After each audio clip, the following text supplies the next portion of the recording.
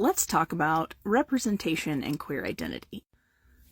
So I'm just sharing from my perspective, and I have heard other people who have experienced this similarly. So this is not me trying to say that this is how it always happens. This is just me saying this is one way that it can happen. And hopefully anyone who is trying to be a better ally, trying to fully understand why representation matters, or anyone who feels like they might be alone in this, hopefully this video helps at least a little bit. So when you grow up feeling not represented in the media, or even not represented within your social circle or within your family, and maybe not even not represented in those last two, but not supported in those last two, the way we learn is by watching interactions and having interactions. I mean, we learn a lot of ways, but for the purposes of this, we learn through our interactions and the language that is used. So when language is used that talks about other queer people that we possibly identify with for whatever reason, when language is used to talk about them that is negative, derogatory, judgmental, hate and bias based, even inaccurate, we start to internalize all that crap.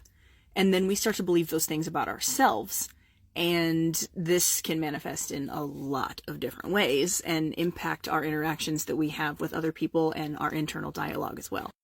So if we add to that lack of representation in the media, or even those two independently, but if let's say you stack them on top of each other and you see lack of representation in the media, when you feel represented, you can go buy a shirt like so-and-so on your favorite show wore, or you can you can do your hair like that, or, oh wow, I love that jewelry, or like, I would love that entire wardrobe, that entire outfit. Wow, I really identify with this character.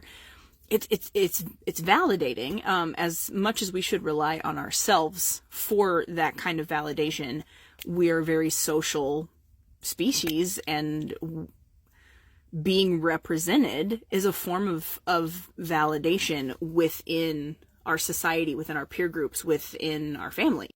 So when we're not validated, we start to internalize that and we invalidate ourselves. And before you know it, our entire existence becomes internally invalidated because we've never been represented, because we've never been supported.